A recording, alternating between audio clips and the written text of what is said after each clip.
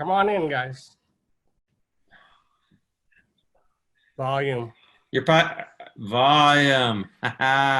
Okay, so see, this is why we have KIR Productions here, because we're going to stop this and we're going to show you what I have to learn as a horse trainer to try to learn how to do all this stuff. Okay, so we're going to do it again. This time we're going to do it with some sound. All right, here we go.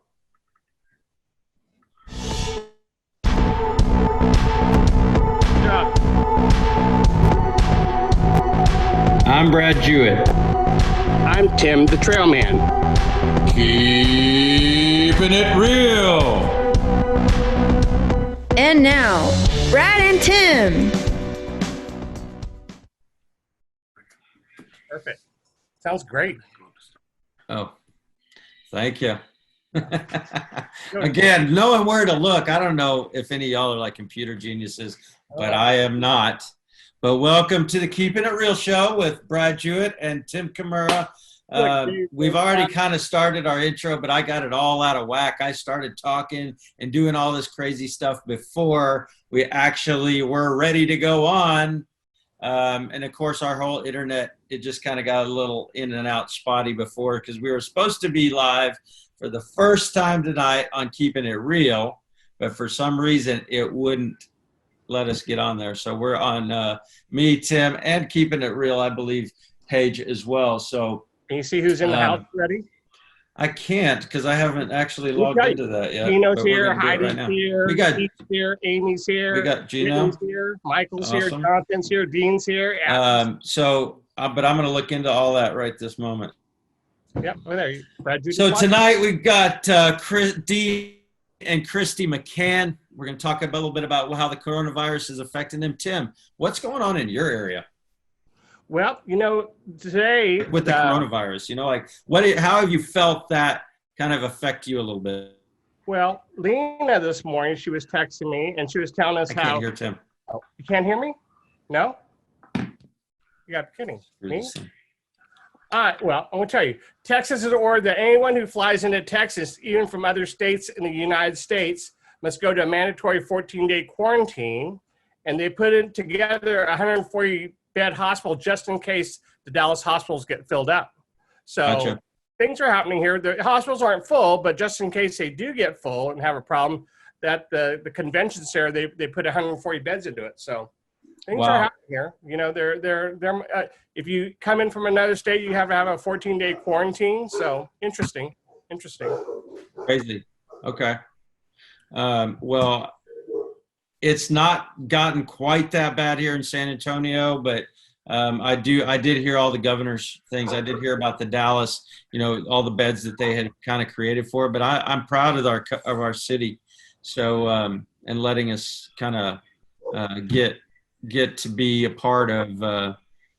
I think what's going to change how this cycle starts to go downturn. But let's bring in, without further ado, because Dean and Kristy have been really patient. We're going to bring Dean and Kristy in. Hold on one second, everybody. Kristy, are you there? Hi. Her phone is connected. Hello. Look at you Finally guys. got you. Yeah, you're there. Yeah. Awesome. Oh, these guys are cool. There's Mr. Dean. All right.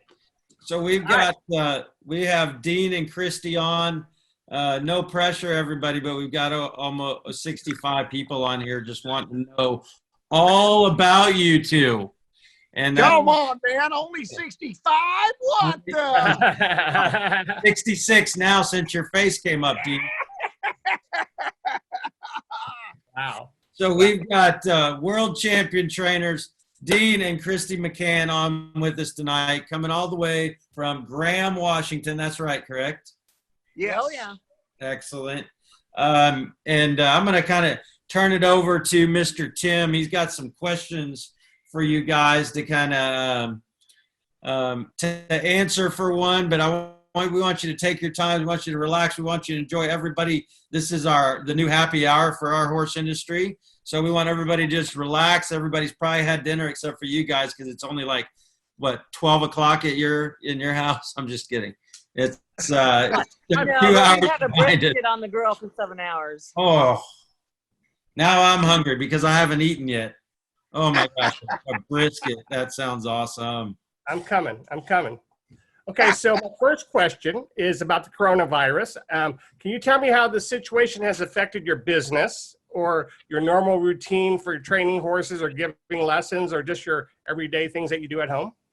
Yeah, so in our state, our governor, every non-essential business is shut down. So we have no customers coming. We basically just have everybody that is an essential worker to take care of the horses, for us to train the horses, and our, I guess, people that work for us.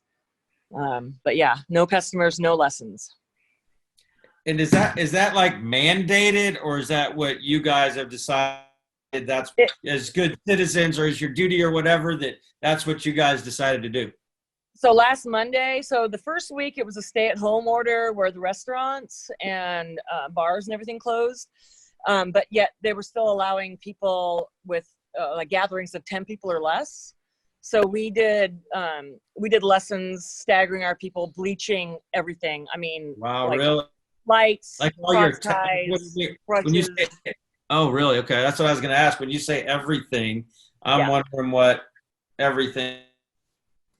So then last Monday, our governor said every non-essential business needs to stop, right? So we closed our doors to our customers. And we're still prepping, like we're going to a horse show or, doing whatever that we need to do to get ready if we ever get to go to one. But Right. yeah. Hear that? And then so today our governor was on and said that they are going to actually, I don't want to use the word police, like, because they're not going to like arrest people right away, but they are not letting any business that's still operating right now that's non-essential. They are going to like cite, and then whatever happens after that. Yeah. And that was just on this afternoon. So they're actually they're writing citations for people that are following. Correct. Wow. The stay-at-home order. And Stay so at home. Shelter it. Is that what they're calling it, or stay at home? Or yeah, they call it stay at home. And the governor's trying to be like good about it, and he's like, hey, I'm not gonna like arrest all of you, but please stay at home because we know that this is the situation. And it really is. I mean, our cases are going up. The deaths, we live about an hour and a half south of Seattle. So King County is where Seattle is. So that's where the most deaths are and the most cases. But, we're not that far, right? And if people are traveling and, doing stuff, they tell us it lives on an object for 3 days, like a surface, cardboard for 1 day, right? So Yeah, but they're also talking about it being airborne. Yeah. And you can get it from breathing in the air. So yeah.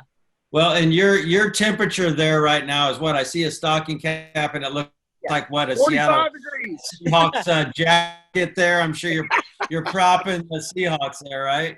45. But with that, 45. but the reason why we're out here in the arena is because we have Wi-Fi in the arena, and everything else is basically there's no cable where we live. So you're like Less bars and more Yeah. places. Yeah.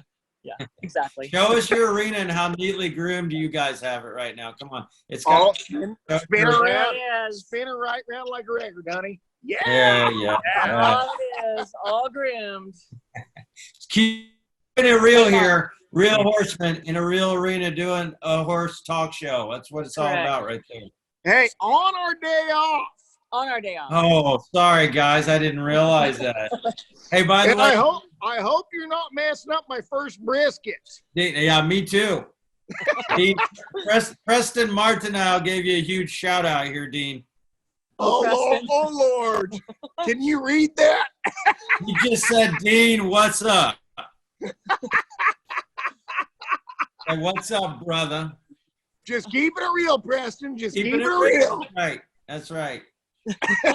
So I need to ask you guys, like, keep it fun. Tim, go ahead.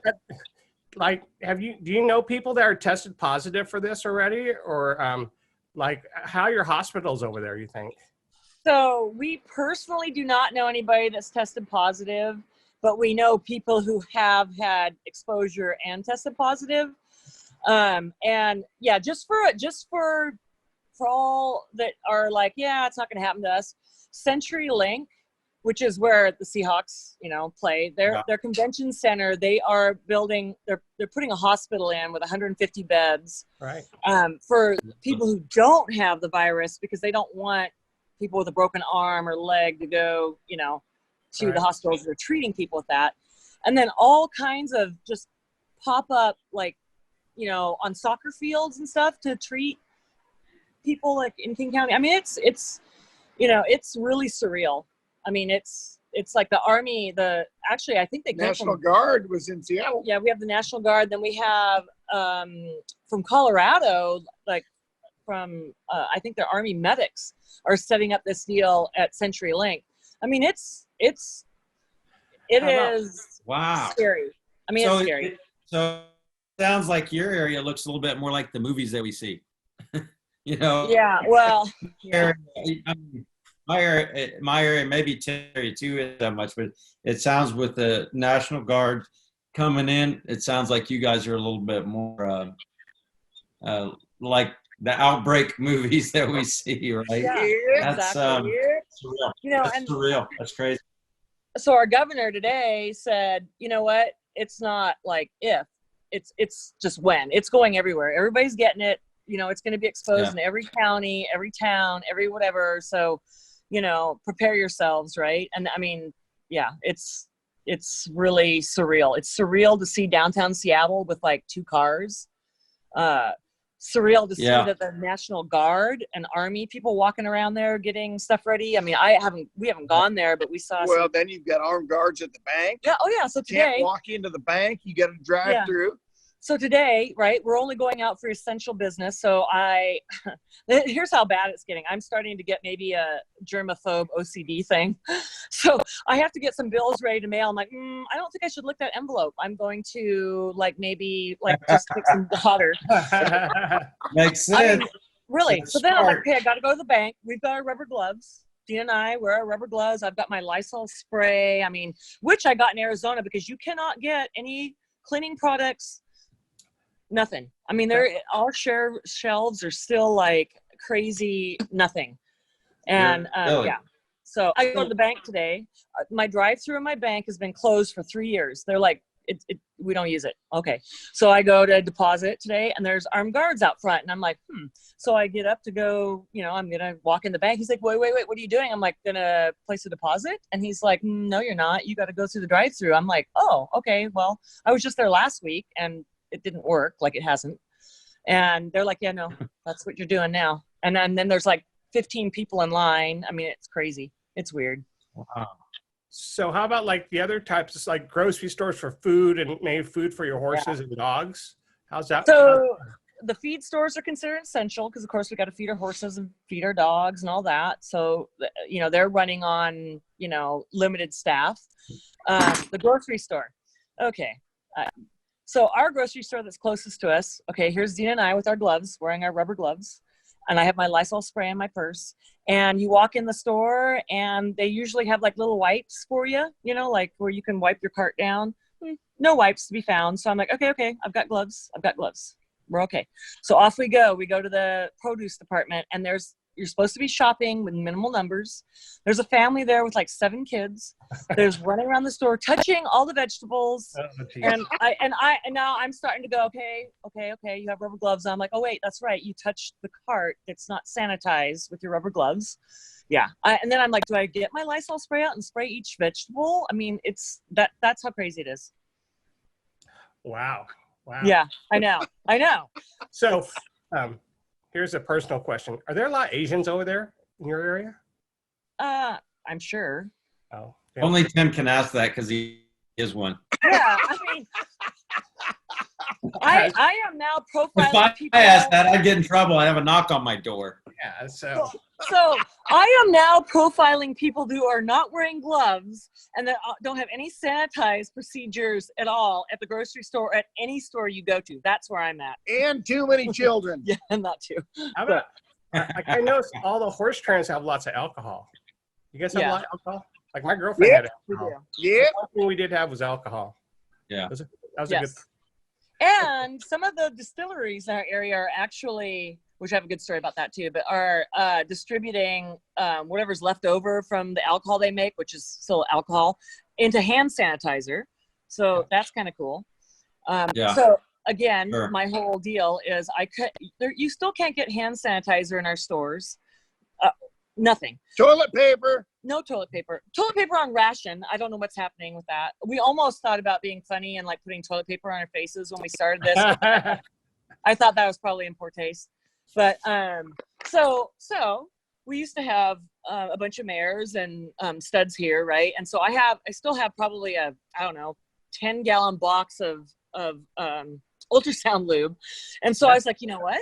I can't get any aloe vera, but I have alcohol and I can make my own. Yeah. So we're making our own I hand love it. sanitizer. That's So Lube and alcohol. Yeah.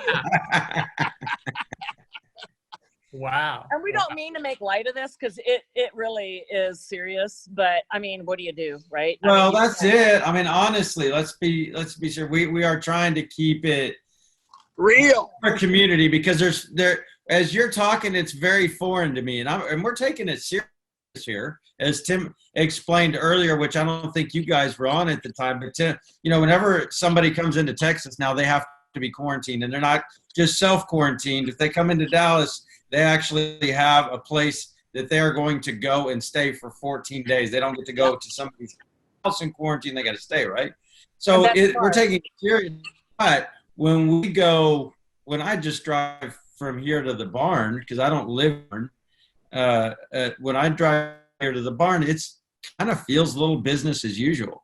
I can still go into Home Depot. I can still go in and get some of these things I need within, our restaurants are all closed, bars are all closed, all of that. But other than being a little inconvenience, it's not a major change for me. Yes, when I had to go to Walmart yesterday or day before something, and yes, there's people gloves and masks and stuff, but then there's the same thing as what you're saying. There's, mother running around with 5 kids that are, sneezing and coughing, like laughing and all that kind of stuff too, right? So it's definitely a little bit all that. So it is really it's like those of us that are like worried about it, and then there's the group that is like, what's happening? They're like, they're like, there's nothing going on. I'm like, well, there is. It's not good. There is. There definitely is. Bradford. Yes, so sir. 2 things I'd like to ask them are right between us. One, since we have all our friends on here, that if they have any questions for them, we'd maybe throw one out at them, right? Any questions? Let's see it.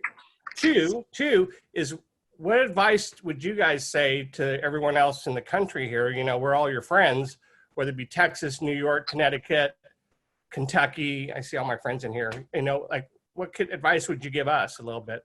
Well, I really think that what Brad just said about the 2-week quarantine for anybody coming into Texas is like a great start. I mean, we did not have that. We were the first state that somebody came from Wuhan, right? And, and I will be honest, like, okay, so I'm getting ready to leave for Sun Circuit, and I'm like, oh, that's unfortunate. I'm like, and then we're down there and I'm watching the news and I'm like, this isn't good.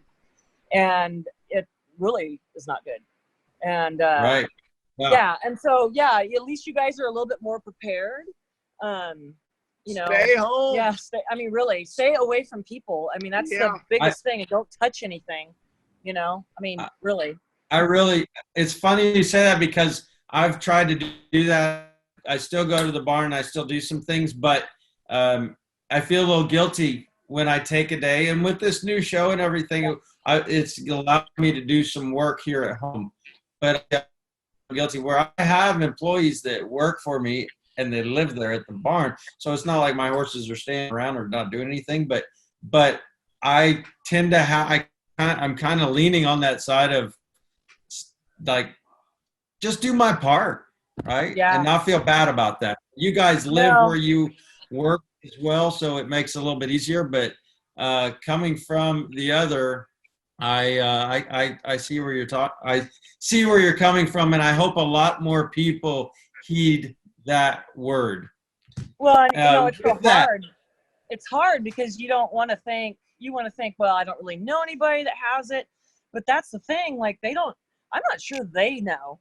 And they said, oh, well, if you have a fever, well, we've got all kinds of people here that never even had a fever, that are sick and dying of all ages. It's very surreal. It's strange.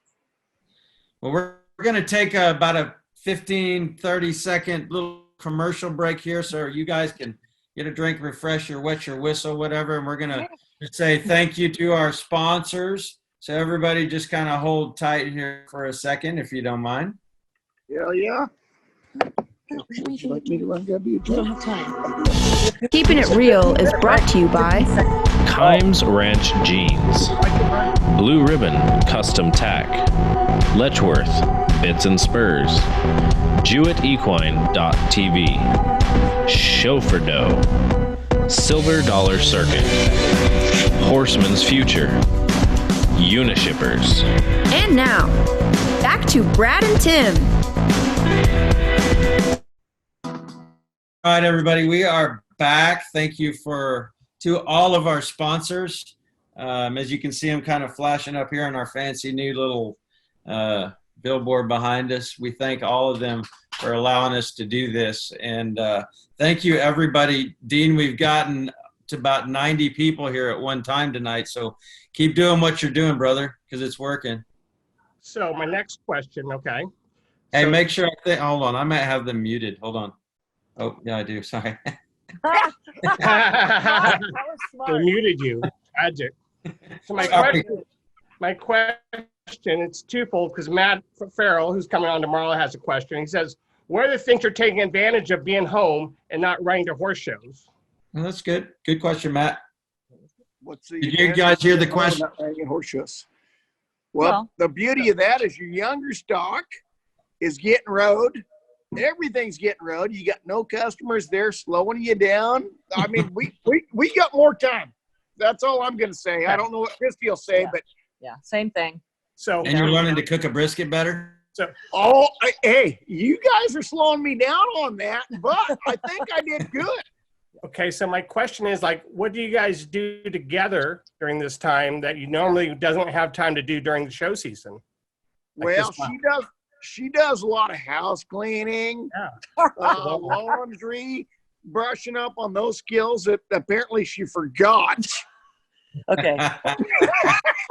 You did visit. I have some duct tape here that I actually personally brought on because I was so afraid because you already told us that we don't have a censor button. And I was like, I'm bringing duct tape in case we need to, like. She's also working on her beer wenching skills. Nice. Yeah, no. I would say the biggest thing is, okay, I'm not gonna lie, and I'm sure everybody realizes that, but I'm not a great cook. I can cook a couple things good. That's about it. We go to our local Mexican restaurant about 3 nights a week, which, sucks. We have gone and gotten takeout, but again, the fear factor. But yeah, we've done that. But Dean, we bought a Traeger. We have a regular barbecue, but I have customers that have a Traeger that's amazing. And so we spent our time learning the curve on how to use the Traeger the way we like it.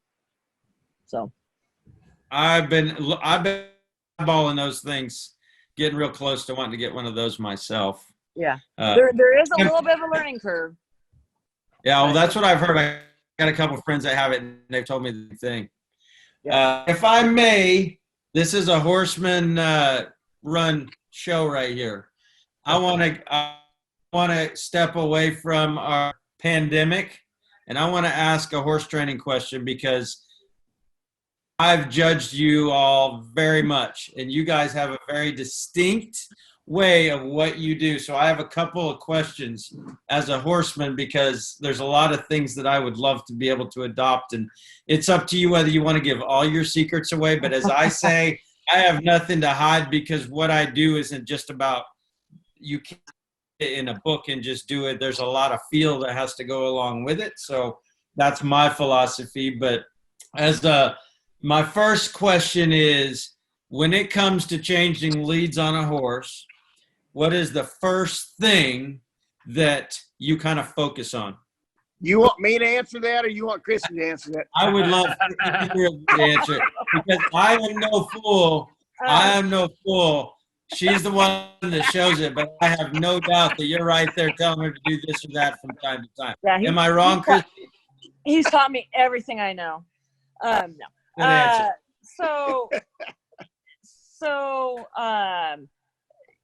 I guess the biggest thing, so that's kind of a hard question, because what I first start with, it kind of depends on it depends on the individual, right? The individual horse. But if I'm looking for something, if I'm looking for a prospective Western rider, I love horses that are really, really up in the shoulder, up in the shoulder, and a lot of cadence. If I don't have one that's like that, I ride in a gag bit, and I will pull that horse up, and it'll look a little like a dressage horse, and people will look at me like, what are you doing? And I'm like, well, that's what I'm doing. I'm pulling its shoulders up, until I get to that spot. Right. So I personally don't start out with draw reins or anything like that, because that's the first thing that I'm after is the front end. Yeah. You want that wither, those shoulders, right? I love it. And they're up, like lots of cadence, right? Yeah. I mean, the more cadence that horse has, the easier it's going to be for it to change leads. You bet. Awesome. Can I you have anything to follow up on that part of the question? Because I still have another question. Okay. Okay. Tim, I'm asking Tim. Oh. Okay. Yeah, I'm like, do I need to answer more? No. You're good. I have a history question. You go next. Okay. So, hey, D, you're doing good, man. We got 90 now. Dude. Yeah. I mean, you just keep flashing that smooth skin of yours right there, brother. I'm shaved. I couldn't get my hair did, but I can shave. So the other thing that to me is very stamped on all of your horses is your stop and back. Is that something that you guys spend a lot of time on? Because there's a lot of people that don't think the stop and back is really a judged part of our Western riding pattern. And it's very much, you can plus that as well as you can plus a lead change.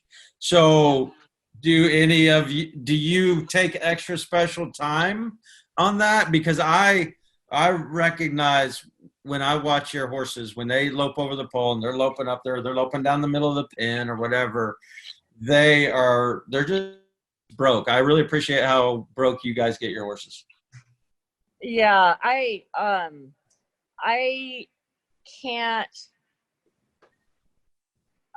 don't like a horse that if you go up to the center and you pull on its space, it chucks its head upside down and then it kind of stands there and doesn't want to get backward.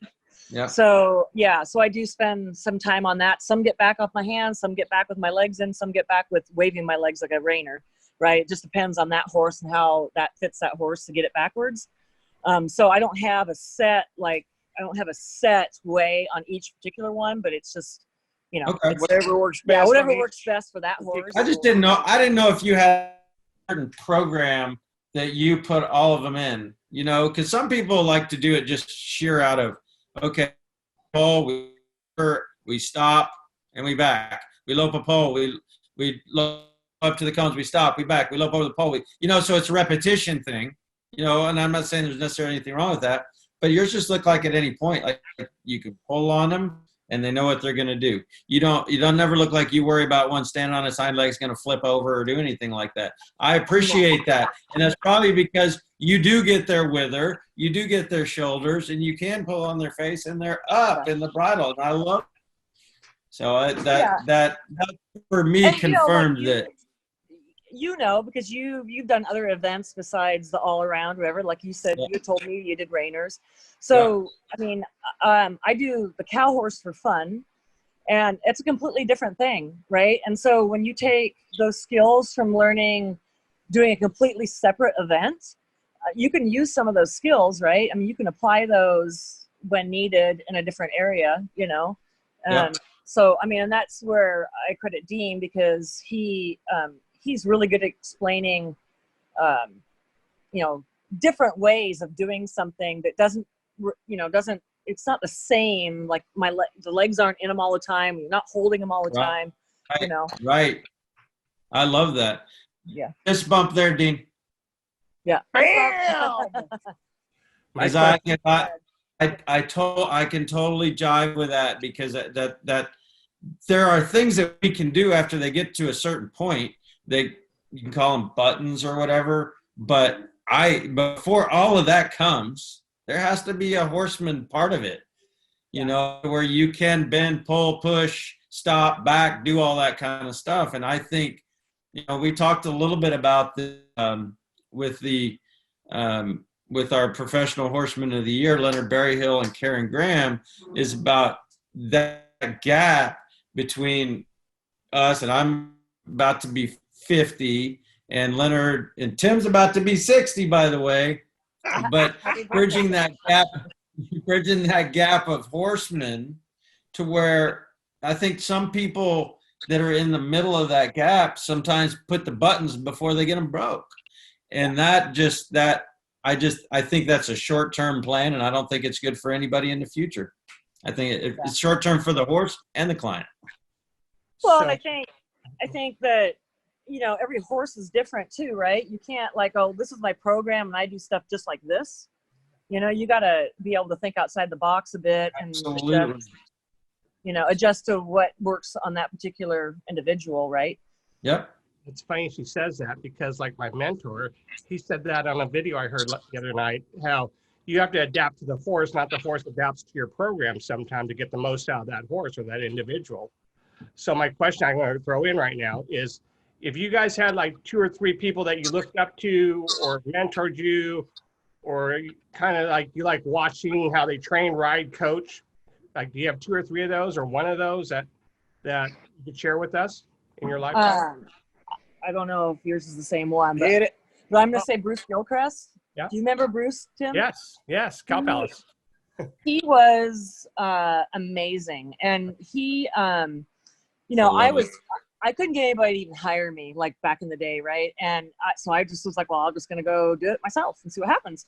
And so he actually like kind of took me under his wing a little bit, you know, and he's like, hey, you know what, you're doing a good job. And he'd ask me questions, you know, and like, well, why are you doing this? What's that? What are you doing there? And then, but in the same time, he's like, you know, I asked him like, why are you asking me? You know everything. And he's like, no, I'm asking you because I see a different look, and I want to hear like what your thought process is and all this stuff. Yeah. And some people hated him, some people whatever. He kind of got a lot of the war horses, right? I mean, he got a lot of horses that nobody else could get along with, and that's what makes you a great one. Back into show horses. Yeah, he was cool. And I don't know, Dean, is that what you'd say? Yeah. Same guy. Yeah, he was fantastic. He's awesome. And, you know, there's Steve Metcalf. Yep. Great coach. I rode with Bruce and Steve as a youth kid. Don Murphy's helped me. Lynn Anderson and the cow horse. They're just a lot of great people. Wow. Yeah. That's amazing. Right. That's the history part, though, right? That's like the generation is my generation is what they're talking about, right? Those guys there were my people I looked up to when I was a young cow horse kid, right?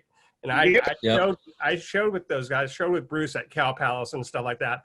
They, you know, it was a different type of horse back then, right? They were tougher horses to show. So all those older, I'd say cowboys that time. You mean the guys that kind of helped you learn how to do all this stuff? Yes, OMG. Oh, yeah. Yeah. Okay. Nice. Bruce Vickery and everything there, guys. I did it. Yeah. And look at that. Look at those walkovers, baby. Look at those walkovers. Buddy. Yeah, buddy. Jack them up. Remember back in the day, they used to have this big open horse show up actually in the center of the outbreak. Bruce used to take the horses in the trail class, and they would get up on a tree stump like an elephant, like on a drum. The horses would have to get on a tree stump. Yes. And turn around. What? Go in a Santa Got can. a trick horse Like, now. literally ground tie your horse, walk into a Santa can, shut the door, and come back out. You're kidding me. That's old school, like station to station stuff, right? That's how it used to be, We right? should find some old video of that.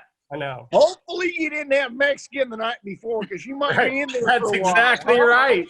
That's exactly right. Or make sure you weren't the last exhibitor, right? That's when you want to draw early on that one. Wow. Maybe that's where all that got started, huh? Nice. So here's we always ask kind of like, what would you tell younger trainers? Like, would you give me any advice right now, the industry where we're at, what the future is? Like, Oh man. that's always the heavy question I ask you guys. Yeah. It's like, I'm curious about that. Really I tough.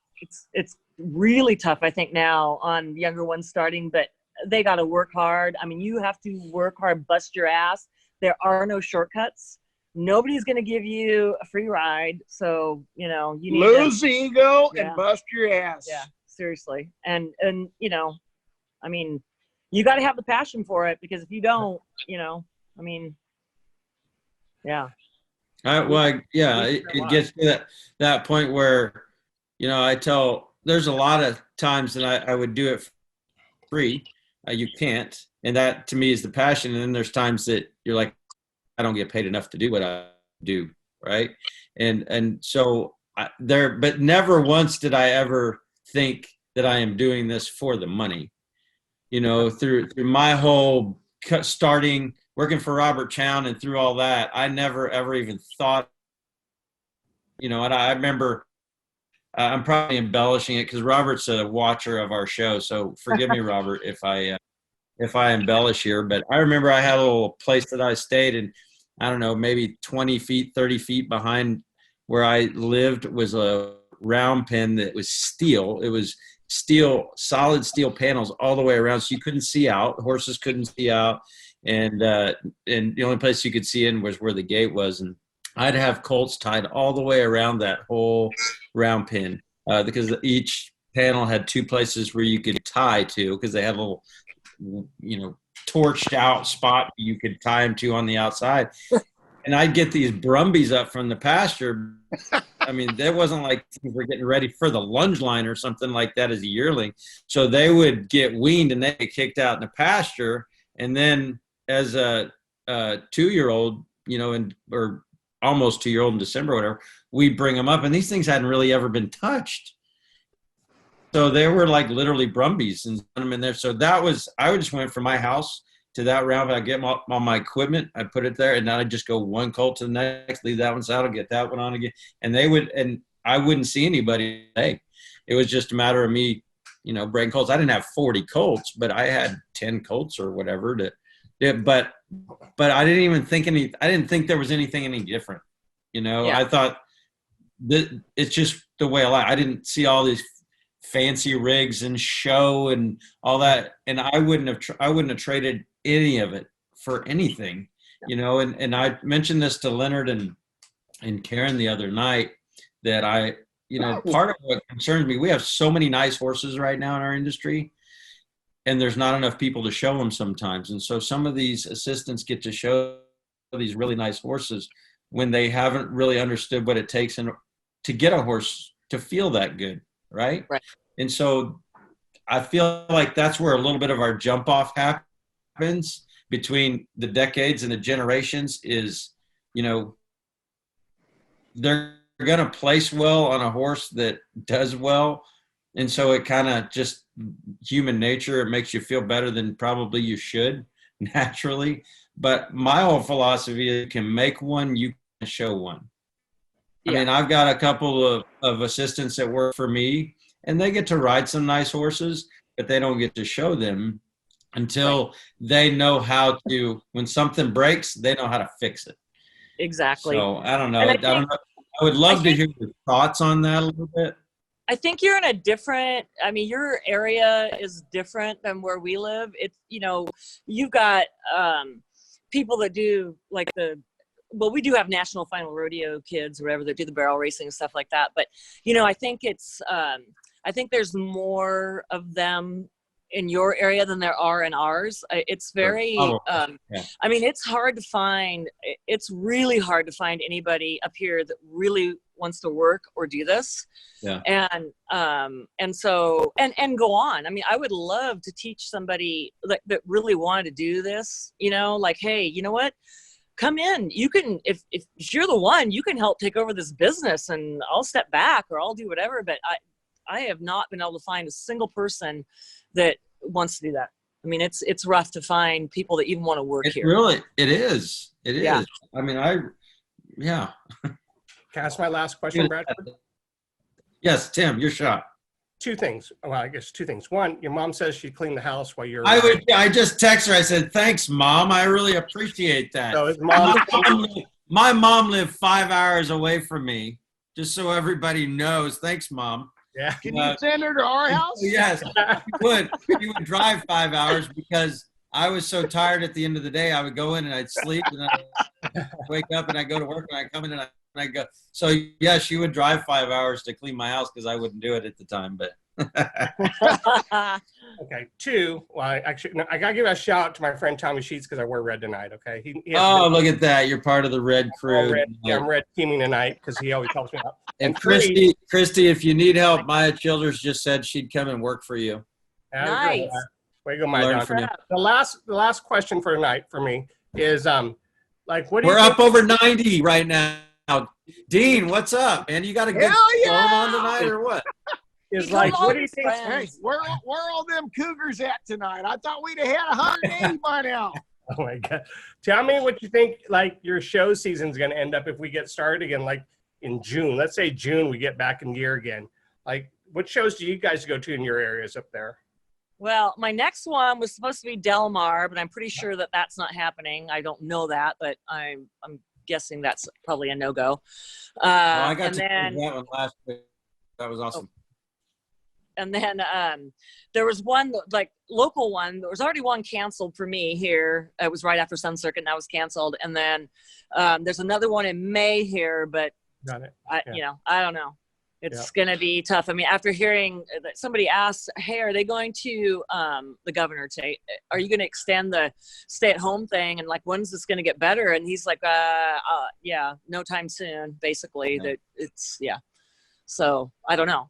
And then, with that being said, so let's just say that, we flatten the curve and we get everything where there's just a few cases, but there's still cases.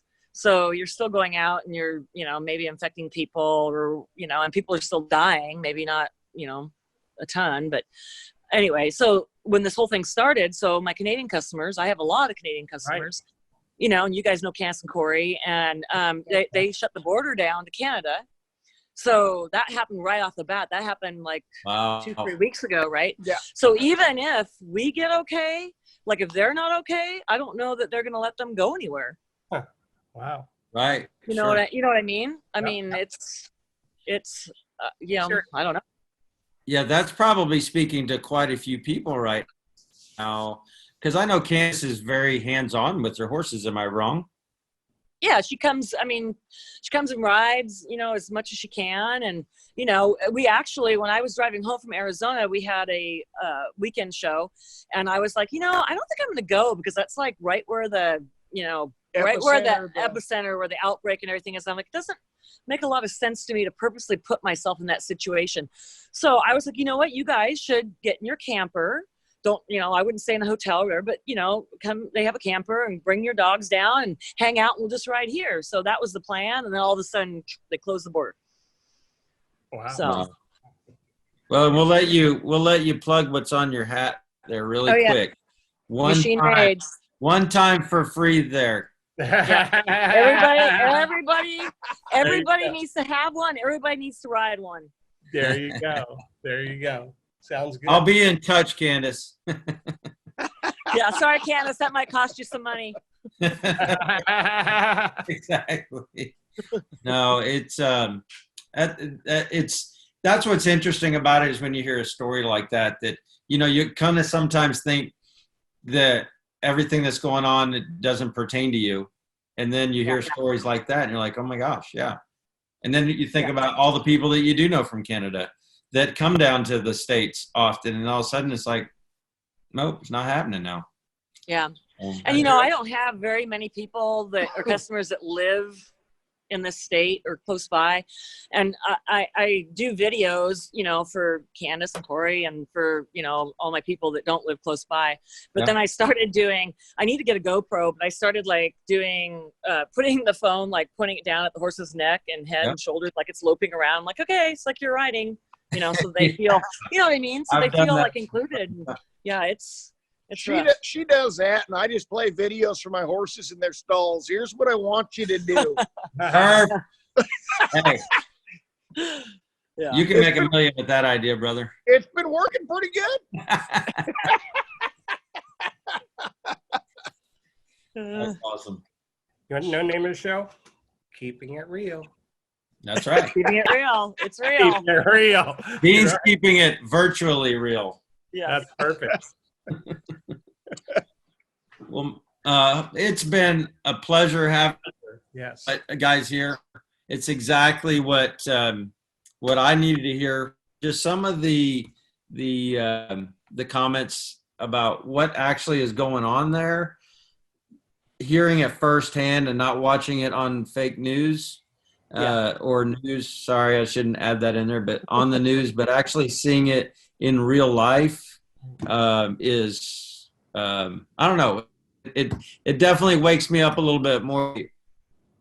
It makes me feel a little bit better because like I feel a little guilty when I take a day and I don't go to the barn and have my people come in and listen. I don't have the majority of my clients don't live here, but I do have a couple that live around me.